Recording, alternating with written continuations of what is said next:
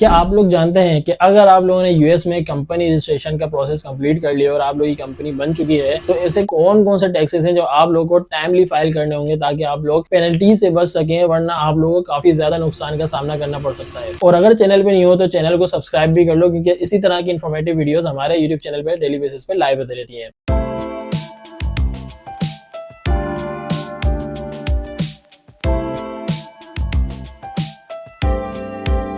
सबसे पहले आप लोगों को एक केस स्टडी बताता हूँ। रिसेंटली हमें एक क्लाइंट ने अप्रोच किया और उनका ये कहना था कि उन्हें $2500 का पेनल्टी नोटिस रिसीव हुआ है और ये परेशान है कि इनको क्यों रिसीव हुआ है। उनकी एलएलसी वेमिंग स्टेट में थी और वो इस बात से परेशान थे। हमने जब उनकी एलएलसी के जो नोटिस था उसको रिव्यू किया और उसको पढ़ा तो पता ये चला कि उन्होंने 2 सालों से आईआरएस यानी कि फेडरल इनकम टैक्स फाइलिंग नहीं की हुई। जब हमने उन क्लाइंट को ये बताया कि आपने आईआरएस इनकम टैक्स फाइलिंग की थी 2 सालों से, तो उनका कहना था कि यार मेरी तो एलएलसी वेमिंग स्टेट में है, मैं क्यों इनकम टैक्स फाइलिंग करूं। तो यहाँ पर फिर हमने उनको समझाया कि ऐसा नहीं है। अगर आपकी एलएलसी वेविंग में या एक ऐसी स्टेट में है जिसमें आपको स्टेट लेवल पर इनकम टैक्स फाइल नहीं करना होता, तो इसका मतलब ये नहीं है कि आप लोग फेडरल इनकम टैक्स फाइल भी नहीं करेंगे। हालांकि यूएस में जितनी भी स्टेट्स हैं उनमें जितनी भी एलएलसीज हैं उन तमाम को फेडरल इनकम टैक्स फाइलिंग करना बहुत जरूरी है। तो यहाँ उनको एक मिसअंडरस्टैंडिंग थी, उनको ये समझाया। उसके बाद उनकी फाइलिंग वगैरह करके उनके पेनल्टी को वेव करवा के उनकी कंपनी की कंप्लायंसेस को रिजोल्व करवाया।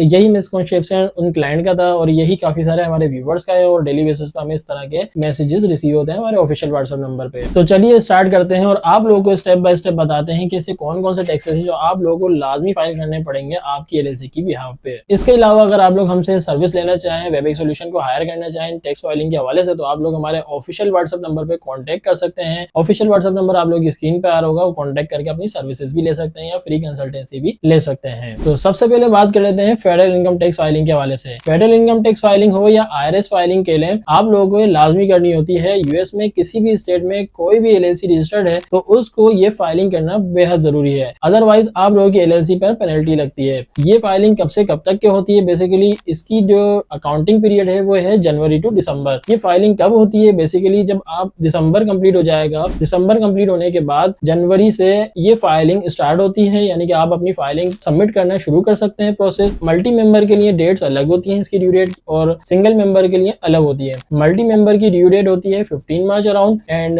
सिंगल मेंबर एलएलसी की ड्यू डेट होती है 15 अप्रैल अराउंड। अब हम लोग बात कर लेते हैं सेल्स टैक्स फाइलिंग के हवाले से। सेल्स टैक्स फाइलिंग जब आप लोगों को करनी होती है जब आप लोगों ने अपने बिजनेस को सेल्स टैक्स में रजिस्टर्ड किया होता है, अगर आप लोग रीसेल सर्टिफिकेट ऑन करते हैं। अब हम लोग बात कर लेते हैं स्टेट इनकम टैक्स के हवाले से। स्टेट इनकम टैक्स की बात करें तो हर एलएलसी को स्टेट इनकम टैक्स नहीं देना होता, क्योंकि कुछ स्टेट ऐसी हैं जिनमें आपको एलएलसी की बिहाफ पर इनकम टैक्स नहीं देना होता। उन स्टेट को हम कहते हैं इनकम टैक्स फ्री स्टेट या zero income tax free state. अगर आप लोगों की एलएलसी इस तरह की स्टेट में लाइक वायोमिंग, फ्लोरिडा, टेक्सास, तो इस तरह की स्टेट में आप लोगों को इनकम टैक्स नहीं देना होता। नेक्स्ट हम लोग बात कर लेते हैं फ्रेंचाइज टैक्स के हवाले से। फ्रेंचाइज टैक्स कुछ स्टेट में पे करना होता है या फाइल करना होता है। लाइक टेक्सास स्टेट में आप लोगों को फ्रेंचाइज टैक्स रिपोर्ट सबमिट करनी होती है ईयरली। ये ऐसा नहीं है कि कुछ स्टेट में जीरो इनकम टैक्स है, जैसे मैंने आपको पहले बताया इस तरह से फ्रेंचाइज टैक्स रिपोर्ट में नहीं होता। आप लोगों को फ्रेंचाइज टैक्स लाजमी फाइल करना होता है और टेक्सास स्टेट में भी उसकी ड्यू डेट अप्रैल में होती है। तो अगर आप लोगों की एलएलसी टेक्सास में है तो हरगिज ये ना समझाएं कि आप लोगों की एलएलसी की रिन्यूअल तो होती नहीं है और आप लोगों को कोई रिपोर्ट या टैक्स वगैरह ईयरली लेवल पे फाइल नहीं करना है फेडरल इनकम टैक्स फाइलिंग के हवाले से। तो आप लोग याद रखें कि आप लोगों को फ्रेंचाइज टैक्स जरूर फाइल करना है। तो ये है बेसिक सी इन्फॉर्मेशन कि अगर आप लोगों ने यूएस में एलएलसी फॉर्म कर ली है तो कौन कौन से टैक्सेस होते हैं जिनका आप लोगों को ख्याल रखना होगा। अगर आप लोगों के माइंड में स्टिल कोई क्वेश्चन है तो आप लोग कमेंट डाउन कर सकते हैं अपने क्वेश्चंस को। हमारी टीम कोशिश करेगी आप लोगों को आंसर कर सके एज सून एज पॉसिबल। इसके अलावा अगर आप लोग हमारे चैनल के थ्रू कोई टॉपिक पर वीडियो देखना चाहते हैं तो वो टॉपिक आप लोग कमेंट डाउन कर सकते हैं और